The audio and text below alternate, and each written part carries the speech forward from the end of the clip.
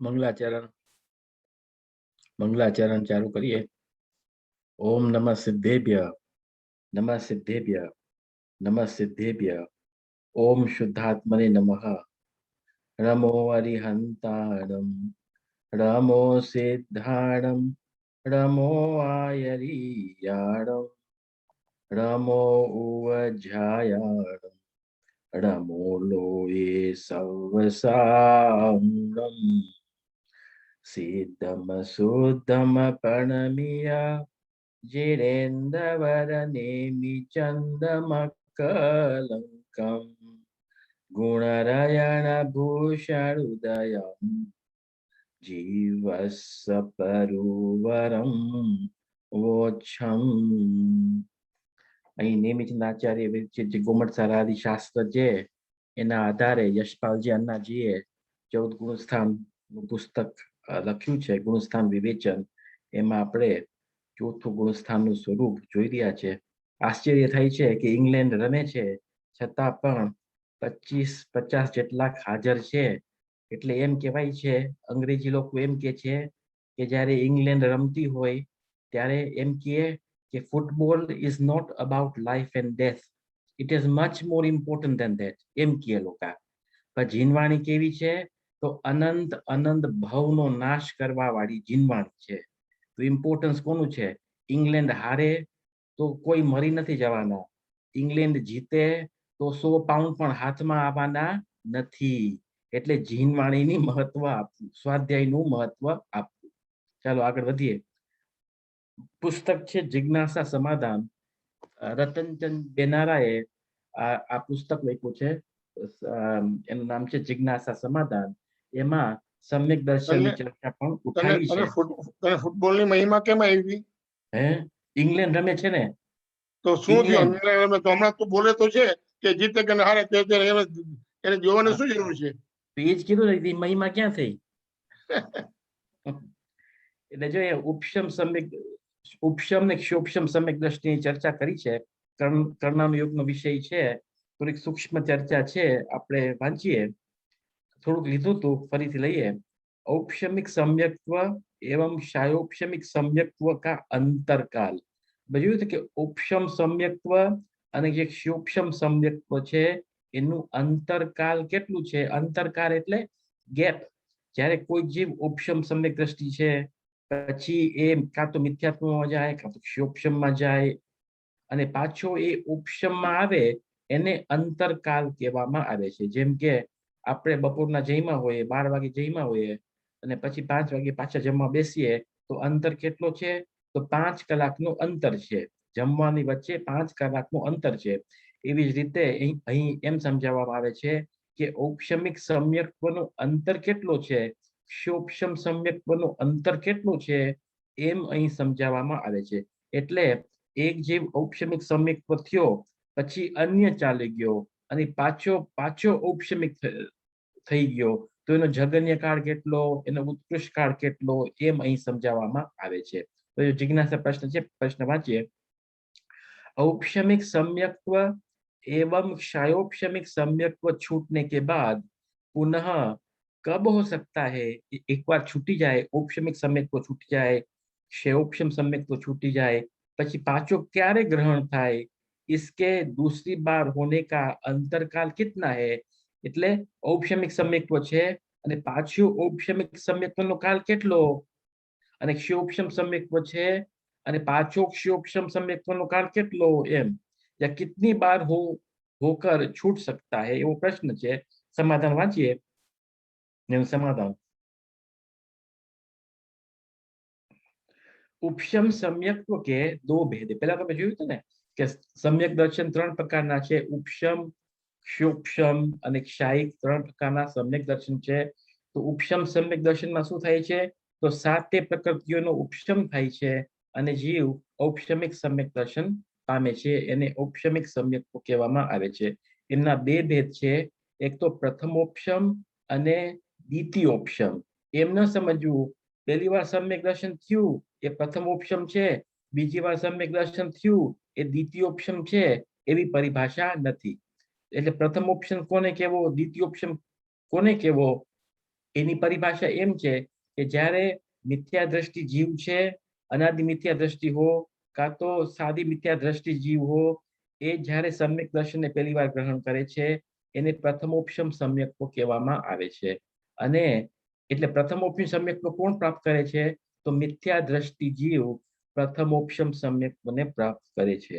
અને દ્વિતીયોપશમ સમ્યક્ત્વને કોણ પ્રાપ્ત કરે છે? તો જે શાયોપશમિક મુનિરાજ છે એ દ્વિતીયોપશમ સમ્યક્ત્વને પ્રાપ્ત કરે છે. ક્યારે પ્રાપ્ત કરે છે? જ્યારે ઉપશમ શ્રેણીની તૈયારી કરે છે ત્યારે દ્વિતીયોપશમ સમ્યક્ત્વ પ્રાપ્ત કરવાની ત્યારે દ્વિતીયોપશમ સમ્યક્ત્વ પ્રાપ્ત કરે છે. એટલે પ્રથમોપશમ સમ્યક્ત્વમાં અને દ્વિતીયોપશમ સમ્યક્ત્વમાં ઘણો મોટો અંતર છે. ખ્યાલ આવ્યો? અંતર શું છે? પ્રથમોપશમ કોણ પ્રાપ્ત કરે છે? મિથ્યા દ્રષ્ટિ. હા, અને દ્વિતીયોપશમ કોણ પ્રાપ્ત કરે છે? મુનિરાજ છે ક્ષોપશમ સમ્યક દર્શન વાળો છે, શ્રેણી માંડવાની તૈયારીમાં છે. હા, એ દ્વિતીયોપશમ પ્રાપ્ત કરે છે. એટલે દ્વિતીયોપશમને 7મા ગુણ સ્થાનથી ઉપર જવું છે. અને પ્રથમોપશમ પહેલાથી ચોથામાં કાં તો પહેલાથી 5મામાં કાં તો પહેલાથી 7મામાં જઈ શકે. 7માથી આગળ પ્રથમોપશમ વાળો ન જઈ શકે. તો એના આવા બે ભેદ છે, પ્રથમોપશમ અને द्वितीयोपशम.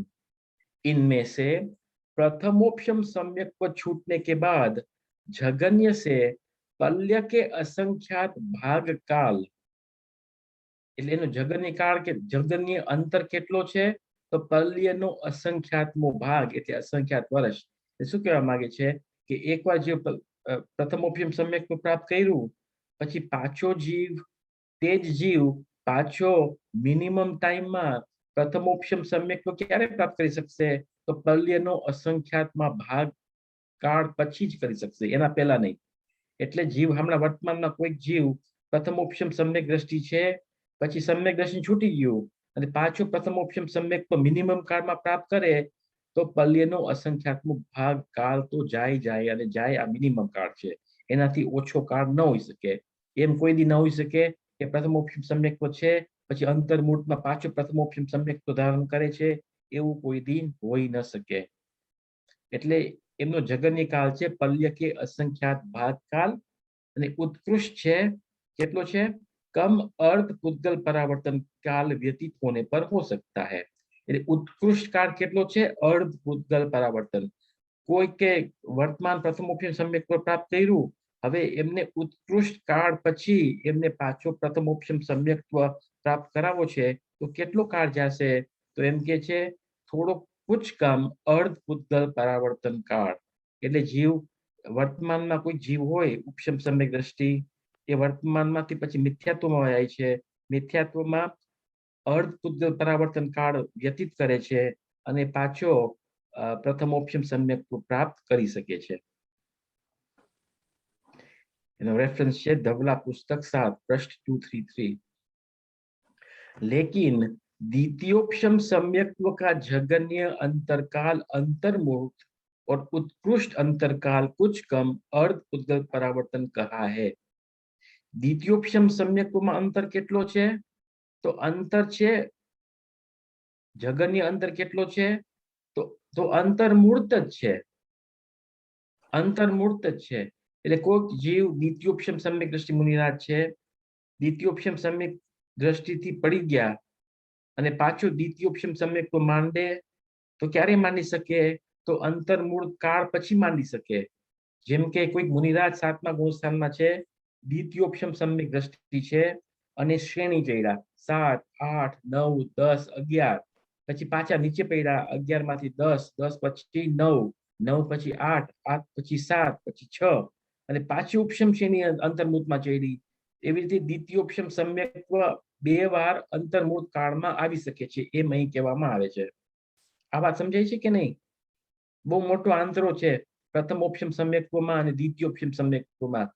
પ્રથમોપશમ સમ્યક્ત્વનો જે જગન્ય કાળ છે કેટલો છે? પલ્યનો અસંખ્યાતમો ભાગ છે. અને દ્વિતીયોપશમનો અંતર કેટલો છે? જગન્ય હા, અંતર્મૂર્ત કાળ છે. અને ઉત્કૃષ્ટ અંતર બેનો સેમ છે, અર્ધ પુદ્ગલ પરાવર્તન. એટલે કોઈક ઉપશમ શ્રેણી ચડે છે પછી મિથ્યાત્વમાં જાય છે, અર્ધ પુદ્ગલ પરાવર્તન કાળ ત્યાં કાઢે છે, પાછો ઉપશમ શ્રેણી માંડે છે, એવી રીતે અર્ધ પૂતગલ પરાવર્તન કાળ થાય છે. પડે છે समझ? हाँ। इस सिद्धांत के अनुसार वर्तमान में हम मनुष्यों के पूरे जीवन काल में केवल एक बार ही प्रथमोपशम सम्यक्त्व हो सकता है. આપણા મનુષ્ય જીવનમાં કેટલી વાર પ્રથમોપશમ सम्यक्त्व આવશે? તો કે જે એક જ વાર આવી શકે છે. કેમ એક જ વાર આવી શકે છે? કેમ આવે છે એક જ વાર? આયુ આટલું ટૂંકું છે એટલે. હા, આયુ ટૂંકું છે. આપણી પાસે અસંખ્યાત વર્ષનું આયુ હશે તો બે વાર આવી શકે. અસંખ્યાત વર્ષનું આયુ કોની પાસે છે મનુષ્ય ગતિમાં? ભોગ ભૂમિના જીવ. આ ભોગ ભૂમિના જીવનું 3 પલ્ય, 2 પલ્ય, 1 પલ્યનું આયુષ્ય છે. તો એ લોકો પલ્યનો અસંખ્યાતમો ભાગમાં પાછો ઉપશમ સમ્યક દર્શન પ્રાપ્ત કરી શકે. તો એ લોકો કેટલી વાર પ્રાપ્ત કરી શકે પ્રથમોપશમ સમ્યક્ત્વ? એ લોકો ભોગ ભૂમિના જીવ છે, ભોગ ભૂમિના જીવ છે, માનો એ લોકોનું 1 પલ્યનું આયુષ્ય છે, 1 પલ્યનું આયુષ્ય છે. તો એ લોકો કેટલી વાર પ્રથમોપશમ સમ્યક્ત્વ પ્રાપ્ત કરી શકે? અસંખ્યાત વાર. હા, અસંખ્યાત વાર. કેમ કે ગેપ કેટલો છે? પલ્યનો મિનિમમ ગેપ છે ને, પલ્યનો અસંખ્યાતમો ભાગ. તો કોઈ ભોગ ભૂમિ વાળો જીવ હોય, પલ્યનો અસંખ્યાતમો ભાગ પછી સમ્યક દર્શન પ્રાપ્ત કર્યો, પાછો પલ્યનો અસંખ્યાતમો ભાગ વાળો પાછો સમ્યક દર્શન કર્યો, એવી રીતે એ કરી શકે છે. પડી વાત સમજ? આગળ એટલે કર્મભૂમિના મનુષ્યને એક જ વાર પ્રથમોપશમ સમ્યક્ત્વ થઈ શકે છે એમ કે છે. ક્ષયોપશમ તો ઘણી વાર થઈ શકે, પણ પ્રથમોપશમ એક જ વાર થઈ શકે છે એમ કે છે. દ્વિતીયોપશમ કેટલી વાર થઈ શકે? મનુષ્ય કર્મભૂમિનો મનુષ્ય છે એને દ્વિતીયોપશમ સમ્યક્ત્વ કેટલી વાર થઈ શકે? Well, જો મુનિ હોય હા, તો થઈ શકે, ઘણી વાર થઈ શકે. એક ભાવમાં બે વાર. બે એક વાર કોને ભાવમાં બે બોલ્યું? વાર. હા, એક બહુ સરસ. ભાવમાં બે વાર. બે વાર જ એક થઈ ભાવમાં બે શકે. વાર. બે વાર થઈ શકે. કે એનો કેમ એવો નિયમ છે? કારણ કે ઉપશમ શ્રેણી બે જ વાર ચડી શકે. વર્તમાન ભાવમાં મુનિરાજે ઉપશમ શ્રેણી ચડવી હોય તો ઉત્કૃષ્ટ રૂપે બે વાર જ ચડી શકે, વધારે ન ચડી શકે. આગળ ક્ષોપશમ સમ્યક્ત્વ કા જગન્ય અંતરાલ અંતર્મૂળ. ક્ષોપશમ સમ્યક દ્રષ્ટિ જીવ છે એમનો જગન્ય અંતરકાળ કેટલો છે? અંતર્મૂળ. એનો અર્થ શું છે કે કોઈક જીવ ક્ષોપશમ સમ્યક દ્રષ્ટિ છે, પછી મિથ્યાત્વમાં જાય છે, અને પછી પાછો એ વન અંતર્મૂળ સુધી એ મિથ્યાત્વમાં રહે છે, પાછો ક્ષોપશમને ધારણ કરે છે. ક્ષોપશમ સમ્યક દ્રષ્ટિનો જગન્ય કાળ છે એક અંતર્મૂળ, ઉત્કૃષ્ટ અંતરાલ છે કુછ કમ અર્ધ પૂતગલ પરાવર્તન કાળ. એટલે કોઈ ક્ષોપશમ સમ્યક દ્રષ્ટિ જીવ છે, મિથ્યાત્વમાં જાય છે, અને અર્ધ પૂતગલ પરાવર્તન જેમાં આનંદ સાગર છે એટલો કાળ મિથ્યાત્વમાં પણ વ્યતીત થઈ શકે છે.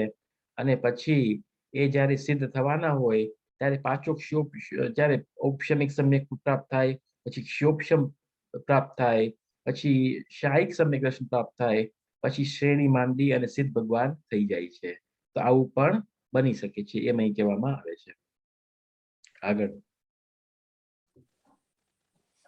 જોયું ને, એટલે પ્રથમોપશમ સમ્યક્ત્વનો જગન્ય કાળ કેટલો જોયો આપણે? પલ્યનો અસંખ્યાતમો ભાગ. ઉત્કૃષ્ટ કાળ કેટલો છે? તો અર્ધ પૂતગલ પરાવર્તન. અને દ્વિતીયોપશમનો જગન્ય કાળ કેટલો છે? અંતર્મૂળ છે. બહુ સરસ, અંતર્મૂળ છે. અને એમનો ઉત્કૃષ્ટ કાળ કેટલો છે દ્વિતીયોપશમનો? એ પણ પલ્યનો અર્ધ પૂતગલ પરાવર્તન કાળ જેટલો છે. ક્ષોપશમનો જગન્ય કાળ કેટલો છે? જગન્ય અંતર કેટલો છે? અંતર્મૂળ છે. અંતર્મૂળ છે, બહુ સરસ, અંતર્મૂળ છે. અને ઉત્કૃષ્ટ એમનો પણ અર્ધ પૂતગલ પરાવર્તન છે. આગળ વાંચીએ. एक जीव के पूरे संसार काल में यह दोनों सम्यक्त्व कितनी बार होकर એટલે આપણે દ્વિતીય ઉપશમ અને ક્ષયોપશમ બેયની સમાનતા થઈ ને?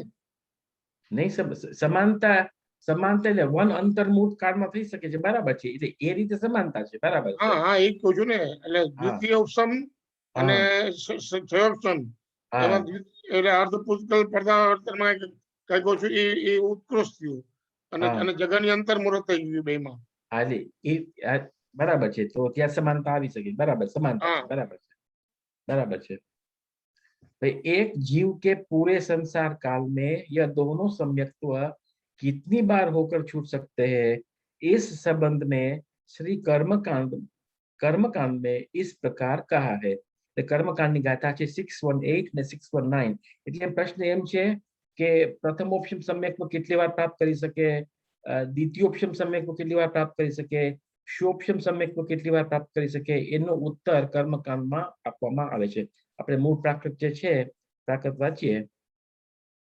આજે પ્રાકૃત જે છે ને, પ્રાકૃત એ શેરશોની પ્રાકૃત છે। કઈ છે? શેરશોની। નામ શું છે? શેરસોની। હા, શેરશોની, શેરશોની પ્રાકૃત છે। પ્રાકૃતના शेरसोनी પણ नहीं, शौरसेनी, શૌરસેની, શૌરસેની शेरसोनी પ્રાકૃત। नहीं। હા, બહુ સરસ। શૌરસેની પ્રાકૃત છે, શૌરસેની પ્રાકૃત। એટલે જો હમણાં જ સાંભળવામાં આવ્યું હતું કે જેટલા પણ બૌદ્ધના શાસ્ત્રો છે ને, બૌદ્ધના શાસ્ત્રો પાલી પાલી લેંગ્વેજમાં લખવામાં આવ્યા છે, પાલીમાં, પાલી ભાષામાં। જૈનના શાસ્ત્રો શેમાં લખવામાં આવ્યા છે? મુખ્ય તો પ્રાકૃતમાં લખવામાં આવ્યા છે, પ્રાકૃત ભાષામાં। પ્રાકૃત ભાષામાં। અને જે વૈદિક સંસ્કૃતિ છે, વેદો છે, એ સંસ્કૃત ભાષામાં લખવામાં આવ્યા છે। તો એમ છે પાલી બુદ્ધના, જૈનોના છે પ્રાકૃત, અને સંસ્કૃત વૈદિક સંસ્કૃતિના એમના છે સંસ્કૃત। એટલે એમ પણ આવ્યું છે કે જે આ પ્રાકૃત જે છે ને, એ પ્રાકૃત પણ ઘણા પ્રકારનું છે। તો જે દિગંબરો છે, દિગંબરોના શાસ્ત્ર શૌરસેનીના છે, શૌરસેની પ્રાકૃત દિગંબરોના શાસ્ત્રો છે। શ્વેતાંબરોના શાસ્ત્ર છે અર્ધમાગધી પ્રાકૃત। શું છે? અર્ધમાગધી। એમના જેટલા શાસ્ત્રો લખાણા છે એ અર્ધમાગધીમાં લખાણા છે, શૌરસેનીમાં નહીં। આ એક અંતર છે। એટલે જેમ કે પ્રાકૃતમાં નવકાર મંત્ર બોલવો હોય તો રમો અરિહંતાણમ એમ લખવામાં આવે છે। એ છે શૌરસેની પ્રાકૃત। શૌરસેની પ્રાકૃતમાં રમો અરિહંતાણમ, રમો સિદ્ધાણમ એવી રીતે। અને જે જે અર્ધમાગધી છે, શ્વેતાંબર શાસ્ત્રો છે, નવકાર બોલવું હોય તો નમો અરિહંતાણમ, નમો સિદ્ધાણમ। એટલે ઘણી વાર એમાં આવે ને કે નમો ન બોલાય પણ નમો બોલવું જોઈએ, પણ બંને બોલી શકીએ છીએ, કારણ કે તમે અર્ધમાગધીમાં બોલો તો નમો પણ તમે બોલી શકો છો, એવી રીતે।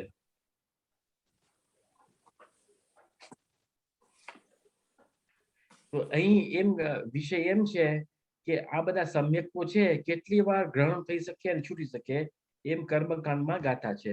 ગાથા વાંચીએ। सम्मतं देशजम्मं अणसंयोजन विहिंचौकसं पल्लासंख्ये जतिमं पारं पडिवज्जिदे जीवो चत्तारि वारमुवर समसेडिं समरूहति खवेदकं मंसो बत्ति बाराइन संजममुवलीय निवादी। એનો અર્થ છે પ્રથમોપશમ सम्यक्त्व, वेदक सम्यक्त्व, देश संयम और अनंतानुबंधी की विसंयोजना की विधि को यह जीव उत्कृष्ट रूप से पल्य के असंख्यात भाग के जितने समय है उतनी बार छोड़ छोड़कर ग्रहण कर सकता है। શું કે છે કે પ્રથમોપશમ સમ્યક્ત્વ છે એ કેટલી વાર ગ્રહણ કરી શકે અને છોડી શકે છે? તો પલ્યનો અસંખ્યાતમો ભાગ, કે પલ્યનો અસંખ્યાત એટલે પલ્યનો અસંખ્યાતમો ભાગ એટલે કે પલ્યનો અસંખ્યાત ભાગ છે, એમાં જેટલા વર્ષ છે અને એટલા વર્ષોમાં જેટલા સમયો છે એટલી વાર તમે સમ્યક્ત્વ ગ્રહણ કરી શકો છો અને છોડી શકો છો। આપણે જોયું હતું ને કે એક વન આવલી કાળ છે, એમાં કેટલા સમય છે? વન આવલી, 1 સેકન્ડમાં કેટલી આવલી છે? તો તો સંખ્યાત કોડા કોડી આવલી છે. 1 સેકન્ડમાં સંખ્યાત કોડા કોડી આવલી છે. અને એક આવલીમાં કેટલા સમય છે? તો જગન્ય યુક્તા સંખ્યા જેટલા સમય છે. જગન્ય યુક્તા સંખ્યા જેટલા સમય છે. એટલે 1 સેકન્ડ પહોંચવું પણ કેટલું મુશ્કેલ છે. તો અહીં કેટલા વર્ષ? અસંખ્યાત અબજ વર્ષ સુધી. તો એટલા જેટલા સમયો છે એટલી વાર આ સમ્યક તો તમે ગ્રહણ કરી શકો છો અને છોડી શકો છો. એટલે એમ નહીં સમજી લેવું કે સમ્યક દર્શન થઈ ગયું એટલે કામ પૂરું, એમ ન સમજવું. એમ કે છે કે પ્રથમોપશમ સમ્યક્ત્વ પણ અસંખ્યાત વાર ગ્રહણ કરીને છોડી શકે છે. પલ્યનો સંખ્યાત્મક ભાગ જેટલો. વેદક સમ્યક્ત્વ એટલે ક્ષોપશમ સમ્યક્ત્વ પણ પલ્યના અસંખ્યાત્મક ભાગ જેટલી વાર ગ્રહણ કરી અને છોડી શકો છો. દેશ સંયમ એટલે પંચમ ગુણ સ્થાન પણ કેટલી વાર? પલ્યના અસંખ્યાત્મક ભાગ જેટલા વાર સુધી ગ્રહણ કરે છોડે, ગ્રહણ કરે છોડે. ઉપર તિર્યંશમાં જાય તો પંચમ ગુણ સ્થાન આવે, પછી છોડ્યું. મનુષ્યમાં આવે પંચમ ગુણ સ્થાન આવ્યું, છોડ્યું. પંચમ ગુણ સ્થાન આવ્યું, છોડ્યું. પંચમ ગુણ સ્થાન આવ્યું, છોડ્યું. કેટલી વાર? જેટલા અસંખ્યાત અબજ વર્ષ છે એમના સમયો છે એટલી વાર. પંચમ ગુણ સ્થાન વર્તી. એમ લાગે ને કે પંચમ ગુણ સ્થાન વર્તી કેટલો મોક્ષ નજીક આવી ગયો એમ. દેશ સંયમ और अनंतानुबंधी की विसंयोजना એટલે જેને વિશિષ્ટ પરિણામથી, વિશિષ્ટ નિર્મળતાથી જેટલા સત્તામાં અનંતાનુબંધીના પરમાણુ છે એ બધા બીજા ચારિત્ર મોનીના પરમાણુમાં જ કન્વર્ટ કરી નાખ્યા. એટલે એમની સત્તામાં હવે એકે અનંતાનુબંધી પરમાણુ રહ્યા નથી. એ પણ જીવ પલ્યના અસંખ્યાતમાં પલ્ય કે અસંખ્યાત મે 12 વર્ષ જેટલા છે એટલા સમય સુધી કરી શકે છે એમ. એમ કે છે કે ભલે તમે સમ્યક દર્શન પ્રાપ્ત કરી લ્યો, વિસંયોજના પણ કરી લ્યો, દેશ સંયમ પણ કરી લ્યો, છતાં પણ મોક્ષ જવું કેટલું મુશ્કેલ છે. પુરુષાર્થ ન જાળવી રહ્યો, પુરુષાર્થથી આગળ નહીં વધો તો પણ મોક્ષ કેટલું દૂર છે હજી સુધી. સમ્યક દર્શન પામી લીધું એટલે હજી તો મોક્ષ માર્ગની શરૂઆત થઈ છે. હજી તો દિલ્હી બહુ દૂર હે એમ છે. આગળ શીતલ, હા બોલો. વિસંયોજના અને સંક્રમણ હા એ બેયનો ભાવ હમણાં સંજીવ કુમારે હા બહુ સરસ કર્યો છે કે વિસંયોજનામાં શું છે કે એ પાછું કન્વર્ટ થઈને પાછું એની સ્થિતિમાં તમે આવીને ઉભા રહ્યો. જે સંક્રમણ થઈ ગયું છે એ એનું કોઈ દિવસ વિસંયોજના નતા. વિસંયોજનામાં શું છે કે જે કર્મની સ્થિતિ બદલી ગઈ, આજે અનંતાનુબંધીમાંથી અપ્રત્યક્ષ જે થઈ ગયા, તો એ વિસંયોજના થઈ હોય તો એ પાછા અનંતાનુબંધીમાં કન્વર્ટ થઈને નીચે આવી શકે છે. જો સંક્રમણ થઈ ગયું એનું, તો સંક્રમણ થઈ ગયું એટલે કે પરમાનન્ટ થઈ ગયું એનું ચેન્જ. ઓકે, એટલે સર્વથા એવું નથી. બરાબર છે, મોટે તોરે બરાબર છે વાત. સંક્રમણ થાય છે, પાછું પણ રીકન્વર્ટ થાય. એટલે વિસંયોજના જેને સંજીવ કુમારે હમણાં બહુ સારી રીતે મોક્ષમાર્ગ પ્રકાશકના જે હમણાં છેલ્લા પ્રવચન એના ચાલી રહ્યા છે, તો એમાં હમણાં 415-16 નું પ્રવચન સાંભળજે. એમાં તને ચોખ્ખું સમજાવે છે કે વિસંયોજના અને સંક્રમણમાં બહુ તફાવત છે એમ. બરાબર છે. એટલે એ જ કહેવા માંગુ છું કે સામાન્ય તોર પર વાત સાચી છે, પણ સંક્રમણ પાછું પણ કન્વર્ટ થઈ શકે છે. એકવાર કન્વર્ટ થઈ ગયું પાછું પણ રીકન્વર્ટ થઈ શકે છે. એને આપણે કીધું ને એને નામ આપ્યું ઉદ્વેલના આપ્યું હતું ને નામ. જેમ કે મિથ્યાત્વના પરમાણુ છે તો એ સમ્યક મિથ્યાત્વ સમ્યક્ત્વ રૂપે થઈ ગયા, પછી પાછા રીકન્વર્ટ થઈ જાય છે. એમ પણ બની શકે છે. કારણ કે સંક્રમણ ઉદ્વેલના પછી જુદી વસ્તુ છે એમ. બરાબર છે. ઉદ્વેલના એટલે અનંતાનુબંધી બીજા ચારિત્ર મોહમાં કન્વર્ટ થઈ ગયા છે. પણ એ રિવર્સેબલ પ્રોસેસ બહુ ફ્લેક્સિબલ, જલ્દી રિવર્સ થઈ શકે છે. એની વિસંયોજના કહેવામાં આવે છે. વિસંયોજના એટલે પૂરો જેટલા પણ પરમાણુ છે અનંતાનુબંધીના પૂરા કન્વર્ટ થઈ જાય છે. એને વિસંયોજના કહેવામાં આવે છે. અને પાછો રિવર્સેબલ પ્રોસેસ છે. બરાબર છે, રિવર્સેબલ છે. હા બરાબર છે. ઓકે, આગળ वाचिए. उपशम श्रेणी पर अधिक से अधिक 4 बार ही चढ़ सकता है. 4 बार એટલે બીજા જીવનમાં વન મુનિ જીવનમાં કેટલી વાર ચડી શકે? તો 2 વાર ચડી શકે, વધારે ન ચડી શકે. પછી પાછા મુનિરાજ થાય તો પાછા બીજી 2 વાર થઈ શકે, 5 વાર ન થઈ શકે. પછી નિયમથી શપક શ્રેણી ચડવી પડે છે. એટલે કોઈ ઉત્કૃષ્ટપણે 4 વાર જ ઉપશમ શ્રેણી ચડી શકે છે, વધારે નથી ચડી શકતા. पश्चात शपथ श्रेणी चढ़कर मोक्ष को ही प्राप्त होता है। सकल संयम को उत्कृष्ट रूप से 32 बार ही धारण करता है। આમાં જે 4 વાર જે તે કીધું ને એ 4 વાર ખાલી 2 ભાવમાં જ ન થઈ શકે, એ 3 કે 4 ભાવમાં પણ થઈ શકે છે. હા, એટલે ગમે તે રીતે થઈ શકે, ગમે તે રીતે. એક ભાવમાં 2 થઈ શકે મેક્સિમમ, હા, અને જો 2 ભાવમાં એ રીતે કરે તો એ 4 થઈ શકે, પણ 3 ને 4 માં થઈ શકે. હા, બરાબર છે, એમ જ છે, બરાબર. સકલ સંયમ એટલે મુનિપણું 6ઠા 7મા ગુણ સ્થાન છે.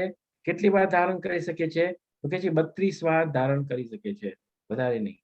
सकल संयम को उत्कृष्ट रूप से 32 बार ही धारण करता है, पश्चात मोक्ष प्राप्त करता है। એ જો આપણે જો પ્રથમોપશમ, વેદક, દેશ સંયમ, અનુત્તમ મંદિર વિસંયોજના એ અસંખ્યાત વાર કરી શકે છે. ઉપશમ શ્રેણી 4 વાર અને આ જે સકલ સંયમ છે 32 વાર કરી શકે છે. ભાવાર્થ. હા, બોલો અશ્વિન. સકલ સંયમ એટલે મુનિપણું, એટલે 6ઠું 7મું ગુણ સ્થાન એને સકલ સંયમ કહેવામાં આવે છે. સકલ એટલે જે સંયમ છે એ પાર્શલ નથી, પણ હવે કમ્પ્લીટ સંયમ છે. Thank you.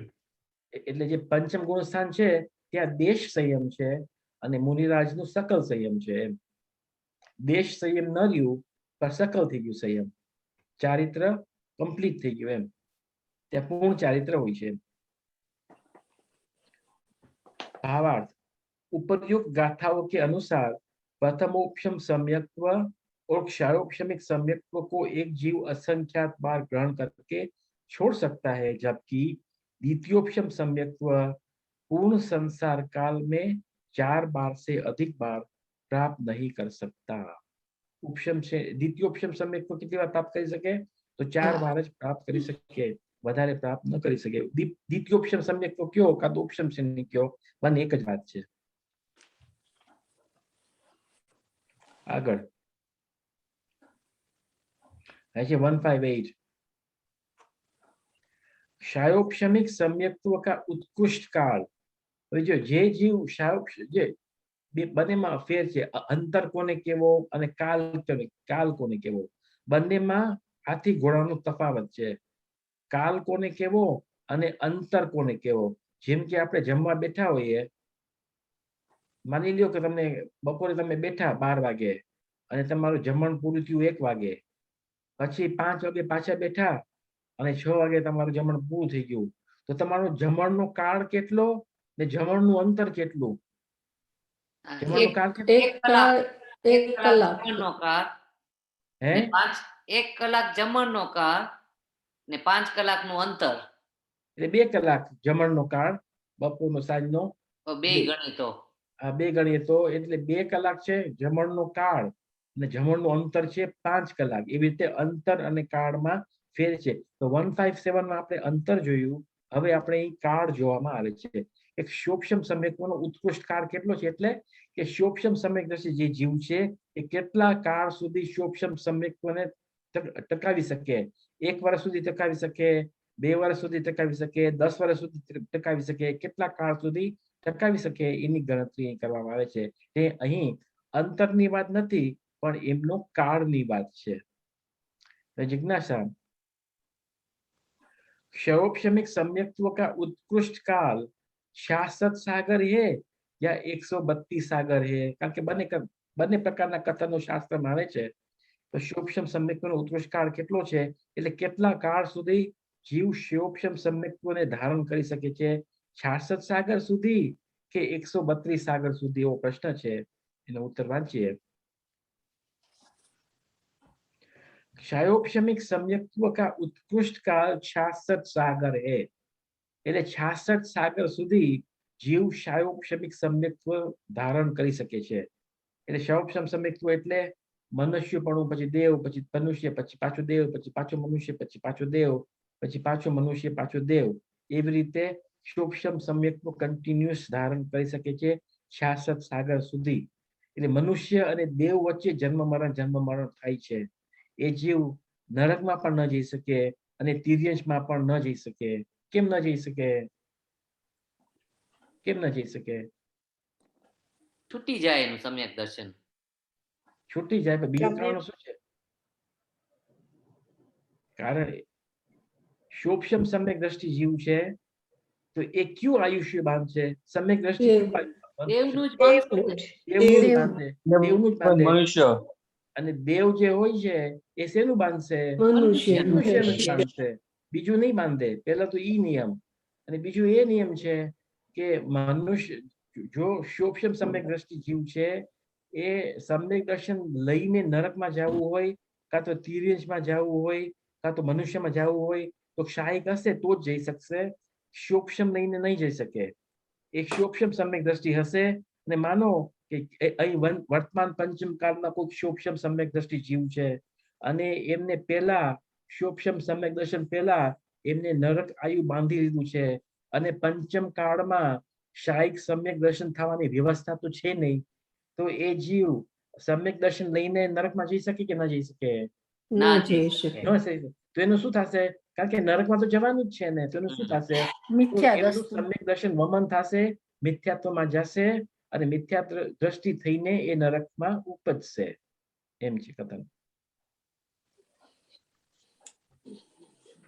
जैसे एम कहते हैं कि शोभशम सम्यक का उत्कृष्ट काल शाश्वत सागर है. यह शाश्वत सागर उसी जीव की अपेक्षा सिद्ध होता है जिसने शाश्वत सागर के अंतिम अंतर मुहूर्त में दर्शन मोहनी की क्षपणा का प्रारंभ कर दिया हो. जो आपन बहुत सूक्ष्म कथन છે, જો સૂક્ષ્મ છે પણ સમજાય એવું છે, ન સમજાય એવું નથી. કે શાશ્વત એટલે શું જોઈએ છે આપણે કે શોભશમ સમ્યક્તોનો મેક્સિમમ ટાઈમ. તો શોભશમ સમ્યક્તોનો મેક્સિમમ ટાઈમ કોની પાસે છે?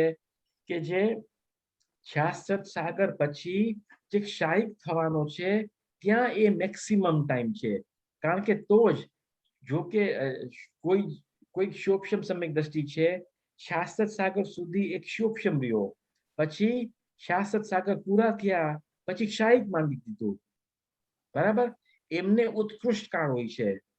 પણ જો એક શોભશમ સમ્યક દ્રષ્ટિ જીવ મિથ્યાત્વમાં જાય, સમ્યક મિથ્યાત્વમાં જાય તો શું થાય છે? તો ત્યાં ઉત્કૃષ્ટ કાળ નથી થતો. કેમ? કારણ કે શાશ્વત સાગર પૂરા થતા એની પહેલા અંતર્મુખ પહેલા એ કાં તો પહેલામાં જાય છે કાં તો ત્રીજામાં જાય છે, એવું કથન છે. એટલે ત્યાં ઉત્કૃષ્ટ કાળ નથી રહેતો કારણ કે એક વન અંતર્મુખનો હિસાબ છે ને એની પણ ત્યાં કિંમત છે. એટલે કોણ શોભશમ સમ્યક કયો સમ્યક દ્રષ્ટિ કયો શોભશમ સમ્યક દ્રષ્ટિ શાશ્વત સાગરનું ઉત્કૃષ્ટ કાળ લઈને હોઈ શકે છે? તો કે છે જે શાયિક થવાનો છે એ જે મિથ્યાત્વમાં જવાનો છે એ તો અંતર્મુખ પહેલા જ હશે. એટલે એનો એક અંતર્મુખ કાળ કપાઈ ગયો ને ઓલાનો એક અંતર્મુખ કાળ વધી ગયો. પડે સમજ? हाँ, जो पांचू पांचू यह शाश्वत सागर उसी जीव की अपेक्षा सिद्ध होता है जिसने शाश्वत सागर के अंतिम अंतर मुहूर्त में दर्शन मोहन की क्षपणा का प्रारंभ कर दिया हो. अन्यथा वह जीव अंतर मुहूर्त कम शाश्वत सागर के उपरांत सम्यक मिथ्यात्व या मिथ्यात्व को प्राप्त हो जाता है. એટલે માનો કે કોક જીવ જે શોભશમ સમ્યક દ્રષ્ટિ જીવ છે એ શાશ્વત સાગર પૂરો ન કર્યો અને એ શાયિક સમ્યક દર્શન નથી થવાનો, તો એનું શું થશે? અંતર્મુખ પહેલા જ કાં તો ત્રીજામાં જશે કાં તો પહેલામાં જશે. અને જે શાયિક સમ્યક દ્રષ્ટિનું જેની તાકાત છે એને શું થશે? તો શાશ્વત સાગર પછી એ શાયિક સમ્યક દ્રષ્ટિ થઈ જશે. તો ત્યાં ઉત્કૃષ્ટ કાળ ઘટે છે એમ કહેવામાં આવે છે. અંતર પર પડે જ સમજ કે નહીં? हाँ, एनो आधार है धवला पुस्तक 5 में इस संबंध में इस प्रकार कहा है. धवला पुस्तक नो आधार है. जो अर्थ હવે જે પ્રશ્ન પૂછ્યો હતો ને કે શાશ્વત સાગર કેવી રીતે પૂરો કરે છે, તો એનું અહીં કથન છે કેવી રીતે પૂરો કરે છે. मिथ्यात्व का उत्कृष्ट अंतर कुछ कम 132 सागरोपम काल है। શું કહે છે ફરીથી? મિથ્યાત્વ કા ઉત્કૃષ્ટ અંતર, કાળ નહીં, મિથ્યાત્વનો કાળ કેટલો હોઈ શકે મેક્સિમમ? 132 સાગરોપમ कुछ कम। ફરીથી પ્રશ્ન સાંભળો, મિથ્યાત્વનો ઉત્કૃષ્ટ કાળ, અંતર નહીં. આમાં લખ્યું છે અંતર। તો મારો પ્રશ્ન છે મિથ્યાત્વનો ઉત્કૃષ્ટ કાળ કેટલો હોઈ શકે?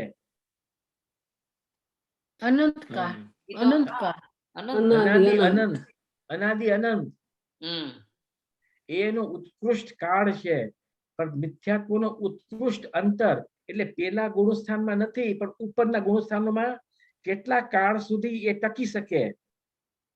ફરી સમજ, જેમ કે કોઈ મિથ્યાત્વ, અહીંયા મિથ્યાત્વ છે અને ઉપરના ગુણસ્થાનોમાં એ હવામાં છે, તો કેટલા કાળ સુધી હવામાં રહી શકે અને પાછું નીચે પડી જાય, તો એનું અંતર છે. તો કેટલો હવામાં કેટલા કાળ સુધી ઉડી શકે? તો કે છે 132 સાગર, સાગરોપમ. એટલે 132 સાગર સુધી એ મિથ્યાત્વની બહાર જ રહી, ઉપરના ગુણસ્થાનમાં પરિભ્રમણ કરે, એમ કે છે. ભાઈ સમજ? હા તો બોલો, હા, मिथ्यात्व का उत्कृष्ट अंतर कुछ कम 132 सागरोपम काल है। હવે કે છે જો કેવી રીતે ગણતરી કરવી, તો કોઈ એક તિર્યંજ અથવા મનુષ્ય 14 सागरोपम आयुष स्थिति वाले लांतव कापिष्ट देवों में उत्पन्न हुआ। એ કોઈ મનુષ્ય છે કાં તો કોઈ તિર્યંજ છે કે ક્યાં ઉત્પન્ન થયો? જ્યાં 14 સાગરોપમની આયુષ્ય છે એવા લાંતવ કાપિષ્ટ દેવોમાં ઉત્પન્ન થયો. કેટલા નંબરના દેવો છે આ લાંતવ અને કાપિષ્ટ?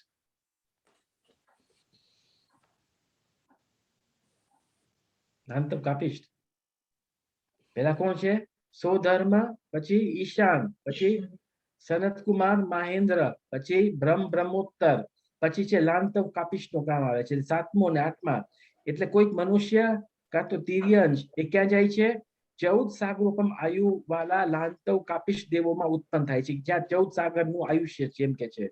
वहां एक सागरोपम काल बिताकर दूसरे सागरोपम के आदि समय में सम्यक्त्व को प्राप्त हुआ.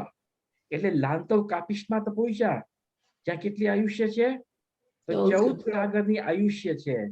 તો પેલો સાગરમાં તો એ મિથ્યા દ્રષ્ટિ જ રહ્યો, પછી બીજા સાગરના પેલા સમયમાં એને સમ્યક દર્શન ધારણ કર્યું, તો એ લાંતવ કાપિષ્ટમાં કેટલા કાળ સુધી સમ્યક દ્રષ્ટિ રહ્યો? અરે બોલો, 13 સાગર સુધી. આ 13 સાગર, હજી ઈ જ કે છે જો 13 સાગરોપમ કાલ. હવે તમે લખતા જાજો નોટ પેન કે હોય તો લખતા જાજો કે આ 66 નો હિસાબ કેવી રીતે આવે છે. તો 13 सागरोपम काल वहां रहकर सम्यक्त्व के साथ ही च्युत हुआ, એટલે सम्यक्त्व सहित ત્યાંથી એમનું આયુષ્ય પૂર્ણ થઈ ગયું और मनुष्य हो गया. लांतव कापिष्ट माथी पाछो मनुष्य થઈ ગયો. उस मनुष्य भव में संयम अथवा संयम को अनुपालन कर इस मनुष्य भव संबंधी आयु से कम 32 सागरोपम आयु की स्थिति वाले आरण अच्युत कल्प में देवों में उत्पन्न हुआ. પછી જો 13 સાગરનું આયુષ્ય પૂરું થઈ ગયું લાંતવ કાપિષ્ટમાં, પછી એ મનુષ્ય થઈ ગયો, સમ્યક દર્શન સહિત એ મનુષ્ય થઈ ગયો. બરાબર? સમ્યક દર્શન વમી નથી ગયું, એ સમ્યક દર્શન નો કાળ ચાલુ છે. 13 સાગર લાંતવ કાપિષ્ટમાં, પછી મનુષ્ય થયો. કેટલા કાળ સુધી? ગમે તેટલા કાળ સુધી उस एम के छे मनुष्य हो गया.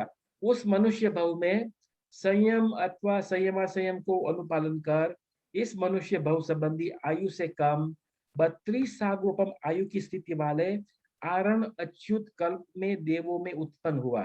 એટલે કેટલા કાળ સુધી? શીતલ આમાં 22 લખ્યું છે. હા 32 ને 22 છે. સોરી 22 સાગરોપમ છે, બરાબર છે, 22 સાગરોપમ છે. એટલે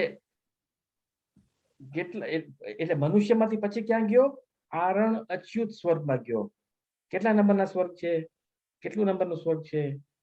આરણ 9 10 હે 9, 10. નહીં નહીં શુક્ર મહાશુક્ર સતાર શસ્ત્ર સાત 9, 10 તે છે શુક્ર મહાશુક્ર પછી છે સતાર શસ્ત્ર સાત 11, 12 પછી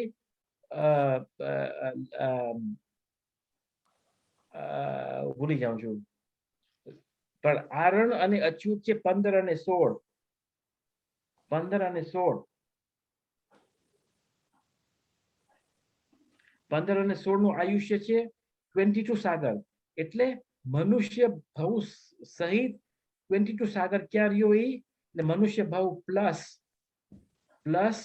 આરણ અચ્યુત 22 સાગર નું આયુષ્ય 22 સાગર સુધી ત્યાં રહ્યો પડી સમજ કે નહીં લાંતવ કાપિશમાં કેટલા વખત સુધી સમ્યક દર્શન હતો 22 સાગરો 13 સાગર. 13 સાગર લાંતવ કાપિશમાં પછી મનુષ્ય પછી આરણ અચ્યુત 22 સાગર ટોટલ તો કેટલા સાગર થયા આના સુધી 35 सागर સુધી એટલે आरण अच्युत कल्प में देवों में उत्पन्न हुआ वहां से च्युत होकर पुनः मनुष्य हुआ आरण अच्युत थी निकलो पाछो मनुष्य थियो इस मनुष्य भव में संयम का अनुपालन कर उपरिम ग्रहवक में मनुष्य आयु से कम 31 सागरों कम आयु की स्थिति वाले अहमेंद्रों में उत्पन्न हुआ ઉપરીમ ગ્રેવક સૌથી નવગ્રેવક છે ને નવગ્રેવક ના લેયર્સ છે તો સૌથી ઉપરીમ જે ગ્રેવક છે એમાં આયુષ્ય કેટલું છે 31 સાગર છે 31 સાગર છે તો એ મનુષ્યમાં પ્લસ 31 સાગર પર ઉપરીમ ગ્રેવકમાં એ ટોટલ 31 સાગર થાય છે તો કેટલા સાગર થયા 66 થઈ ગયા ને 66. हाँ 66 31 सागर आयु की स्थिति वाले अहमेंद्रों में उत्पन्न हुआ अहमेंद्रों में उत्पन्न थिया 66 सागर पूरा થઈ ગયા शिवोपशम सम्यक दृष्टिना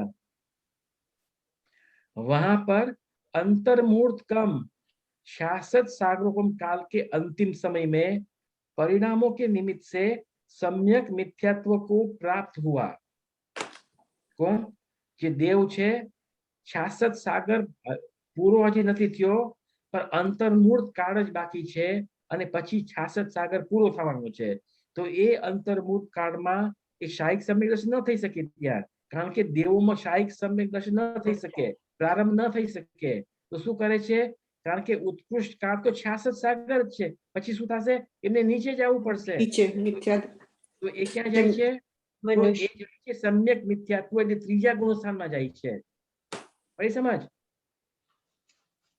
तो सम्यक मिथ्यात्व को प्राप्त हुआ तो इस सम्यक मिथ्यात्व में अंतर्मुहूर्त काल रहकर तो सम्यक मिथ्यात्व काल ज अंतर्मुहूर्त है तो क्या ये अंतर्मुहूर्त काल रहकर पुनः सम्यक्त्व को प्राप्त होकर પછી પાછો એ વેદક સમ્યક દર્શી થઈ ગયો